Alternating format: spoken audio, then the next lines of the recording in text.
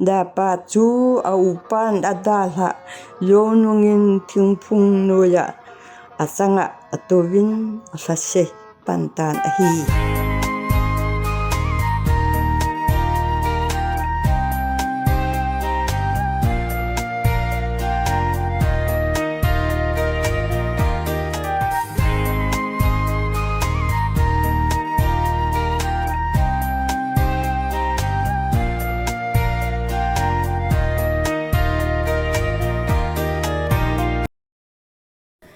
Hey ha, ko pan la ay dal kita.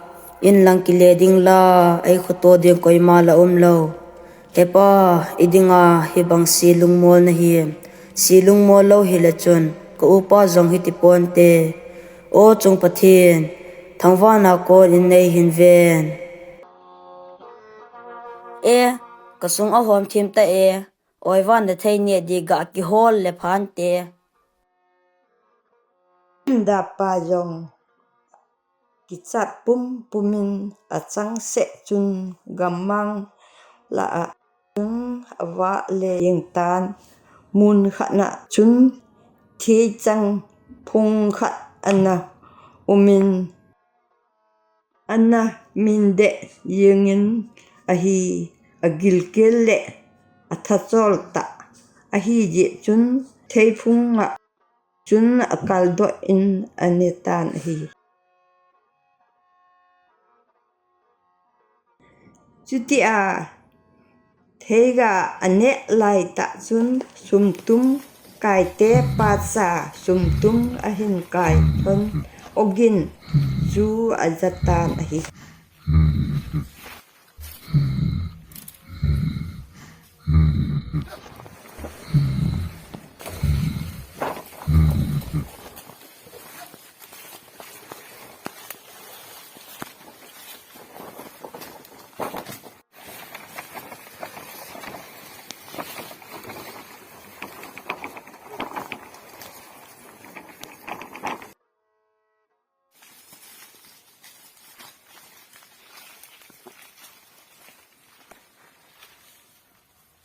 Hung hano thay chang amin niya hung Nepal hanin.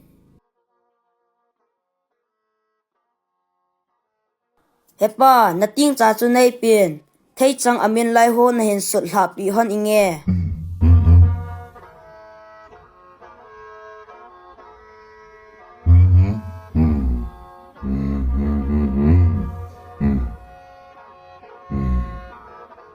Tu ni wang, hichite ni pa cha hin. Adu aba hon ding ahi.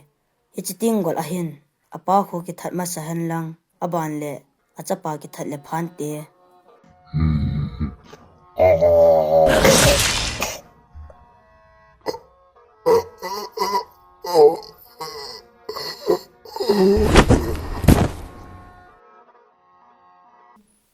Di kapa chu hichapang pan be chhe na ta thai baha kapa phu kala lo le hilai mun da thapo nge.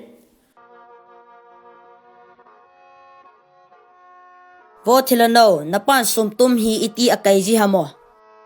Sumtum kakai, paitum kakai, he ho, ataji Napa tabong ana thinom lo le gang chaling ke hemong ilang kiletan.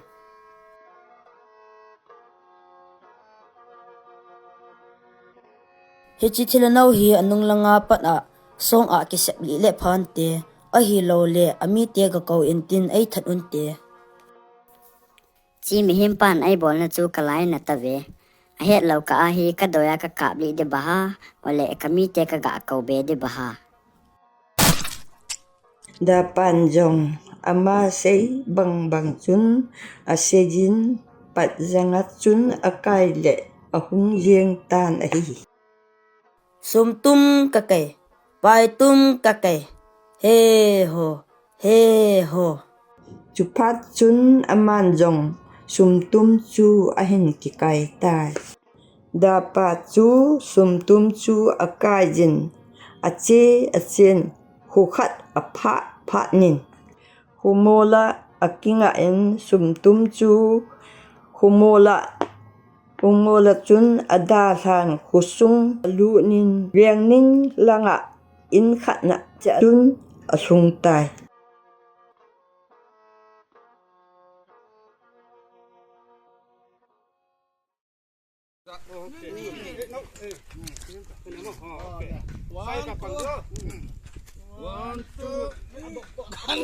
Ni tha vai kun ahung kile yo sin sum tum chu amuvin akai yule akai butna a tapu vi. Kate, HJP sana tum hibaw hila. Cái vượt mô mô Ai, mô mô nghe, cái cái bật tiệm một tỷ. Hầu sa pu kom kal thut vo hi cha thu hi. Amuyo sin hau sapu koma agasei tavi.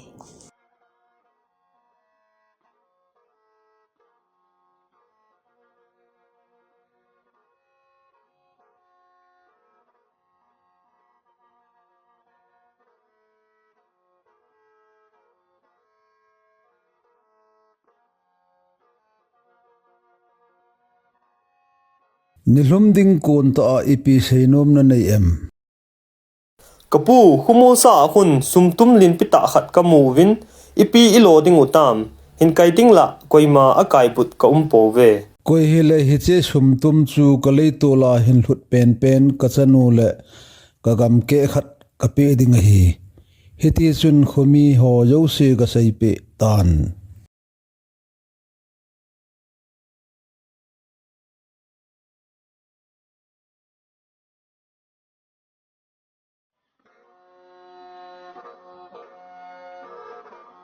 Kusunga bulhang hang san zo si hilai kumul sa a sumtum hi hausa pu le tul kailut pen pen achanu le agam ki khat pi dingin thu ahin hutai. Husung golhang on abanin sum tum chu akai jun. are chichapang hi pibola hung hisa Hichi sumtum kai zo zo chu ham. Hau sa chanu ki champi di tia hung ki sam chu. Sumtum ka kai. Pai tum ka kai. He ho. Kaden, chichapang chun bai chai khen ina kai do te agidang mo mong e.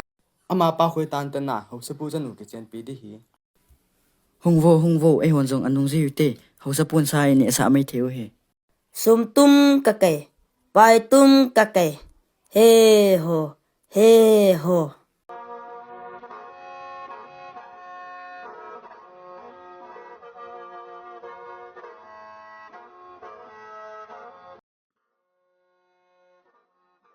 Chupat chun te sipi ina jin sun da pa sum tum chu pat jangin akajin sum tum kakai pai tum kakai he ho tin hau sapu in leitola ahin kwai lutavi.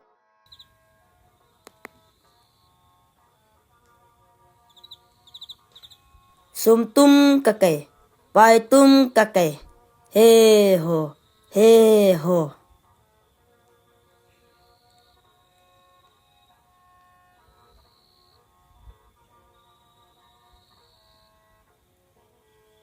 Hinge kapu na thupi bang in na lei tur chan ka hin kai lut tai. Nang na him sum tum in kai lo chu. Ahi le hepu toa ka ki pui thei di tam na chanu hi. Aphai ahi le ken jong ka kitep na bangin ka thu sei yo se na su bulit pe na nge. Chi sana tum ahin kay mana. Achanu mit vet dang kho hoi ai sa lo hin te lungkham sa me. Hau sapun jong akitep na bangin atsanu chanchin chu da pato. Kichen ding ape in agam ake khat jong aho min chule sum tum jong chu ale pi tan ahi.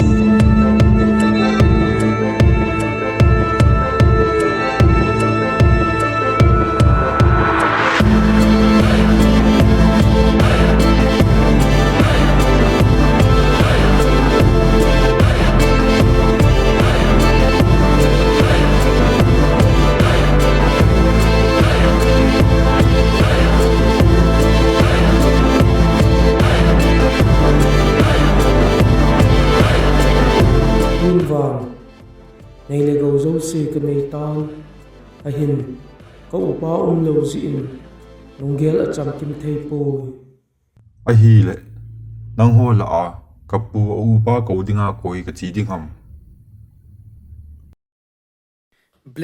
black box ta ka ko ding a hi black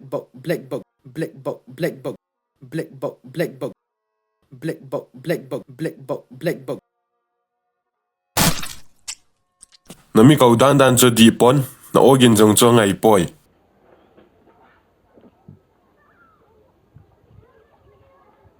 ken ka ko winge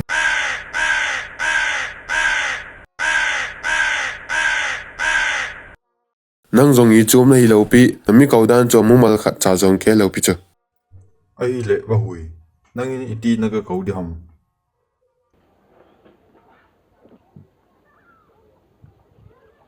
Lenging ting ting chung sang pen le a gatawing ting sang ting le a polwa o to jin chan khong a benge to jin la zon hong hen a ti e tia ka ga sai ding e hi nang kala thiam ning koi maum ta pon te wa hui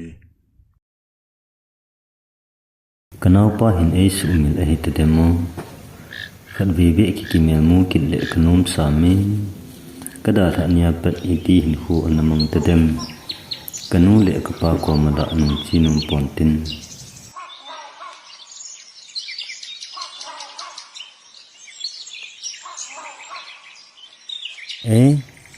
over hui ibi bola hun hi tai mo kidang sanin sang ting le a polwa o to jin chan khong a benge to jin lai zon hong hen a ti e